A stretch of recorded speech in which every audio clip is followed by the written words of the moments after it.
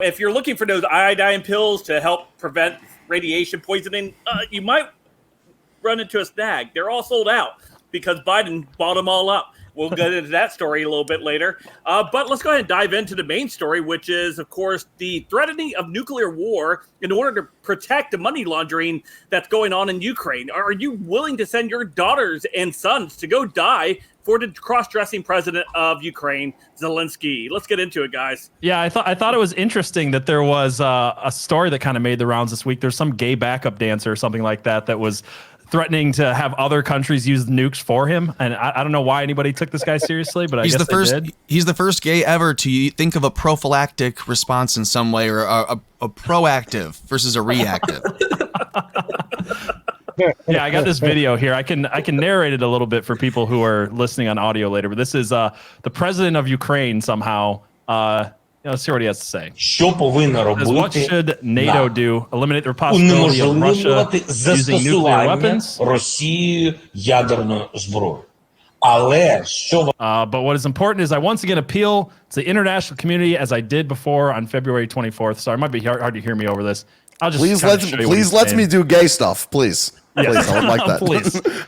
We need the preemptive strike. Senate needs to rend my butthole. I think Steven's got the best Russian. We need preemptive strikes so that they'll know what happened to them if they use nukes on my butt, on my booty.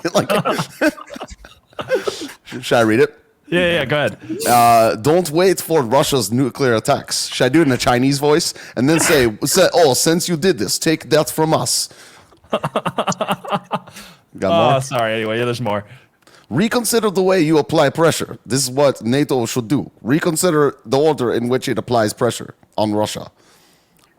This guy's just like a psychopath, man. This guy says just like the U.S. Senate, you have to push and then pull, and then push and then pull. He's just a psychopath, man. I think it's absolutely insane how we're so far removed from the actual historical fact of what a nuclear Holocaust would be. Like, there was a time when people really got that and got the severity of it, and now people just throw it around like, oh, no big deal, nuclear bombs. You're right, Abby. Nobody's taking this obviously as seriously as it should be, Wayne, especially our global puppet leaders who are just throwing it out there. Biden had that stated that during his donor speech he had, where he talked about total destruction or something like that. Yeah, the whole thing about this though is it feels like if you're paying attention, as all of us are, that they've been pushing us towards this like as if this is the goal, as if nuclear war is the goal. Originally it was, hey, if you tell Putin that it's okay to invade Ukraine, he's going to invade Ukraine. Everybody said this. Biden comes out and he's like, hey, if you invade Ukraine, we won't do anything about it. He invades Ukraine. Now we've got all these stories coming out saying, sorry, I've skipped a part. Then there's a pipeline that explodes in Russia. And it was definitely Russia blowing up their own pipeline instead of turning off the nozzle. They're one bargaining chip with the West, right? And I don't know if you guys have seen this, because the whole reason why Zelensky's out there saying, we should attack Russia first. We should blow them up first. Not me, because Ukraine doesn't have nukes. So if you guys could just please get involved in our war and just escalate it exponentially to nuclear war on my behalf. It was all because of these stories about a train that Russia was moving a nuclear warhead in, and a nuclear submarine that went missing. So if you guys don't remember this is the headline from Fox right here. Russian nuclear submarine armed with doomsday weapon disappears from Arctic harbor.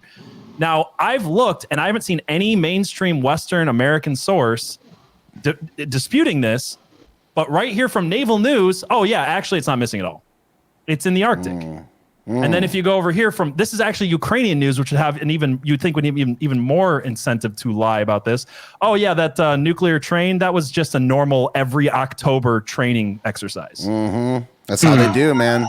Yeah, so that's how they do. Media is pushing us into this. Yeah. Fox News, CNN, all of them.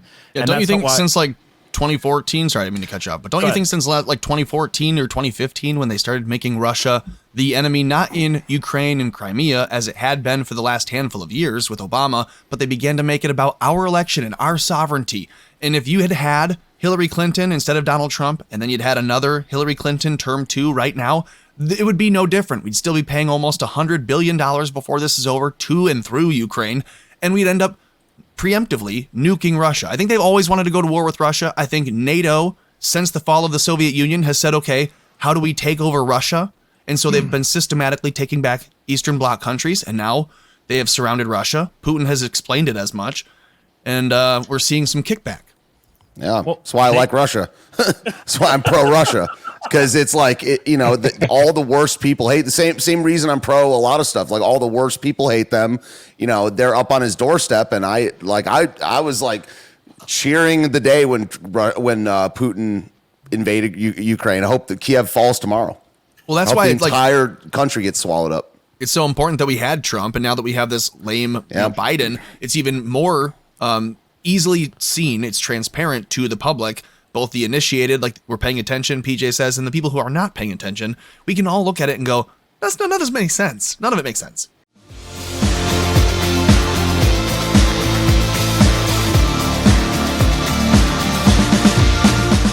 Thank you so much for checking out this clip from the Last American Pubcast, the only podcast where everybody knows your name. And hey, while you're here, don't forget to like, share, subscribe, and join us on a Saturday night from 7 to 9 p.m. Eastern Standard Time. Otherwise, you might get stuck with the tab.